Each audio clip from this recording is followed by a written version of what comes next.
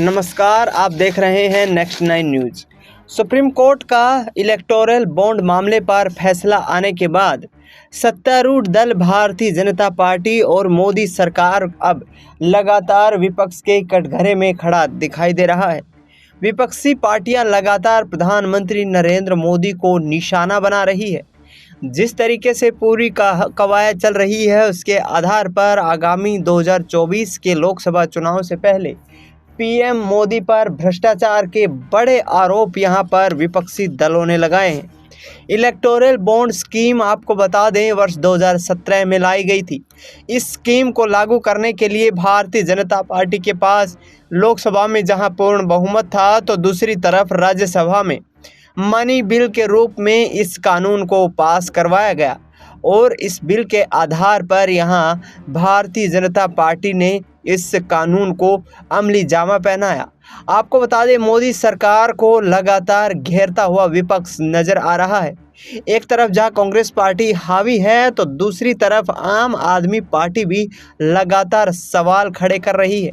विपक्ष की भूमिका पर लगातार सवाल उठाए जा रहे हैं और जिस तरीके से अब मोदी इस कटघरे में घिरते हुए नजर आ रहे हैं, आगामी 2024 के लोकसभा चुनाव से पहले कांग्रेस पार्टी के लिए एक संजीवनी के रूप में ये फैसला साबित होता हुआ नजर आ रहा है। कांग्रेस पार्टी ने एक प्रेस कॉन्फ्रेंस करके यहाँ पर प्रधानमंत्री नरेंद्र मोदी पर गंभीर आरोप लगाए हैं, जबकि दूसरी तरफ लोकतंत्र की पराकाष्ठा मानते हुए उन्होंने अभी सुप्रीम कोर्ट के फैसले पर खुशी जताई है। कांग्रेस पार्टी का कहना है कि उन्हें लोकतंत्र जिंदा रहने की उम्मीद सुप्रीम कोर्ट के फैसले के बाद नजर आई है।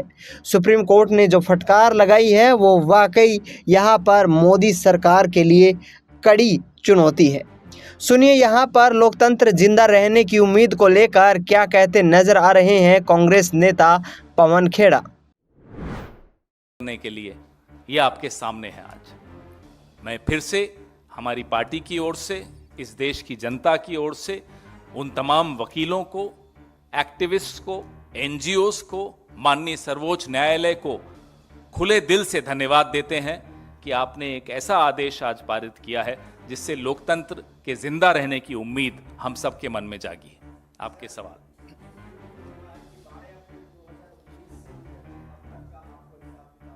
बिल्कुल देना चाहिए, यही मांग हम बार बार करते आए हैं। तो आपने सुना, पवन खेड़ा लगातार यहाँ पर कहते हुए नजर आ रहे हैं कि अभी लोकतंत्र देश में जिंदा है और आगे आने वाले वक्त में हम सुप्रीम कोर्ट के तमाम फैसलों का स्वागत करते रहेंगे। सुप्रीम कोर्ट जो कि सर्वोच्च न्यायालय है, फैसले को सभी को स्वीकार करना चाहिए।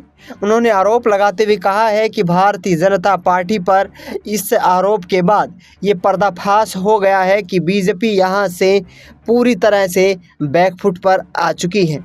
उन्होंने कहा कि कोई भी शेल कंपनी अपने कुल लाभ का 7.5% हिस्सा ही दान कर सकती है। ऐसे में 3 साल में राजनीतिक दलों को दिए गए चंदे में 95% चंदा अकेली भारतीय जनता पार्टी को मिला है और इस पर उन्होंने टारगेट करते हुए यहाँ पर भारतीय जनता पार्टी को कहा है कि भाजपा के इस चंदे के आधार पर अनेकों आलीशान 7 स्टार ऑफिस बन गए हैं और जिनके आधार पर पार्टी अब आगे आने वाले चुनाव में भी खरीद फरोख्त करने का पैसे का इस्तेमाल करने वाली है। सुनिए यहाँ पर आलीशान भवन के बारे में क्या बोले पवन खेड़ा। वो राजनीतिक डोनेशंस में दे सकते थे। इलेक्टोरल बॉन्ड स्कीम में ये व्यवस्था हटा दी गई। अब अगर कोई कंपनी किताबों में 1 रुपया प्रॉफिट दिखाती है और चुपचाप से टेबल के नीचे से 100 करोड़ किसी पार्टी को चंदा दे देती है, तो मुझे और आपको इसकी जानकारी नहीं मिलेगी। हम तो यही मान लेंगे कि साहब इस कंपनी का 1 रुपया प्रॉफिट है या हो सकता है 1 रुपया लॉस है। इससे क्या होता है? इससे यह होता है कि शेल कंपनीज के माध्यम से काला धन सफेद होता है, घूमकर विदेशों से कई देशों का दौरा करते हुए वो पैसा आता है और 7 सितारा कार्यालय एक पॉलिटिकल पार्टी का यहां से कुछ किलोमीटर दूर बन जाता है। ना केवल यहां से कुछ किलोमीटर दूर एक 7 स्टार ऑफिस बन जाता है, इस देश के हर जिले में एक राजनीतिक दल के आलीशान भवन बन रहे होते हैं। ना केवल एक राजनीतिक दल के आलीशान भवन बन रहे होते हैं, एक अपंजीकृत संगठन के भी भवन बन रहे होते हैं हर जिले में। ये इसका नतीजा निकला। तो पहले की व्यवस्था और आज की व्यवस्था में अंतर क्या है? पहले 7.5% का एक कैप था, कि एक सीमा थी। पहले मालूम रहता था कि किसने किसको कितना दिया। आज वो सीमा हटा दी गई। आज 2019 से, खास तौर पे 17 से लगातार ऐसी व्यवस्था आ गई, हमें मालूम नहीं पड़ता किसने किसको कितना पैसा दिया, सिर्फ सत्तारूढ़ दल को मालूम रहता है।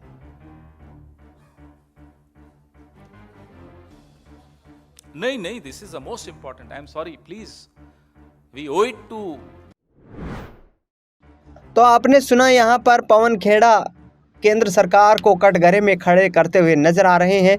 कहा जा रहा है कि यहाँ पर केंद्र सरकार देश के पैसे का गैर कानूनी तरीके से इस्तेमाल कर रही है। आपको बता दें कि जो इस वक्त ये कवायद शुरू हो चुकी है, यहाँ से भारतीय जनता पार्टी लगातार फिसलती हुई नज़र आ रही है। जिस तरीके से यहाँ पर पवन खेड़ा ने कहा है कि किसानों का मुद्दा देश में गर्म हो रहा है, लेकिन यहाँ पर सड़क पर कील लगा दी गई है, जाम लगा दिए गए हैं, बैरिकेड लगा दिए गए हैं, लेकिन केंद्र सरकार कोई भी किसानों को राहत पहुंचाने का काम करती नज़र नहीं आ रही है। उन्होंने कहा कि देश में अटल बिहारी वाजपेयी ने भी किसान आंदोलन किया है और उन्होंने किसानों के समर्थन में ज़बरदस्त भाषण भी दिया है।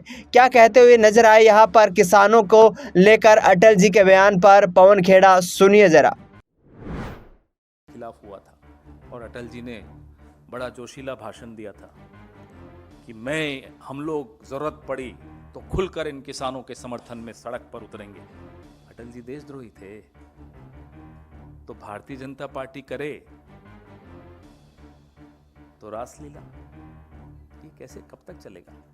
कम से कम आप लोग तो तुरंत, ये जो भी साहब हैं जिन्होंने ये कहा है, उनको आप लोग खुद ही पूछ लिया करिए कि साहब, जब आप अन्ना आंदोलन को समर्थन कर रहे थे, जब विवेकानंद फाउंडेशन अन्ना आंदोलन को समर्थन कर रही थी, जब आरएसएस अन्ना आंदोलन के वक्त चूल्हे लगा लगा के खाना बांट रही थी बना बना के, हम सबके सामने हुआ था, आप भी रिपोर्टर थे, मैंने भी आपको देखा है वहाँ जी। तो फिर वो क्या था? देशद्रोह था। ये लोकतंत्र है।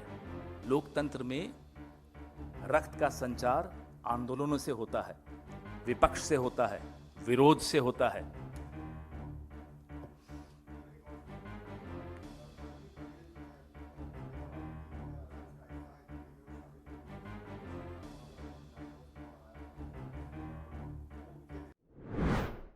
तो यहाँ पर आपने सुना, लगातार केंद्र सरकार को कटघरे में खड़ा करती नजर आ रही है कांग्रेस पार्टी। इलेक्टोरल बॉन्ड मामले में यहाँ पर पूर्णतया से विपक्षी दल केंद्र सरकार पर हावी हो रहे हैं। प्रधानमंत्री नरेंद्र मोदी पर भ्रष्टाचार के आरोप लग रहे हैं और यहाँ पर तमाम जो राजनीतिक दल हैं उनका कहना है कि आने वाले वक्त में हम मोदी सरकार को बेनकाब करने का काम करने वाले हैं। फिलहाल इस खास कार्यक्रम में इतना ही। देश दुनिया की तमाम बड़ी खबरों के लिए आप देखते रहिए नेक्स्ट 9 न्यूज़।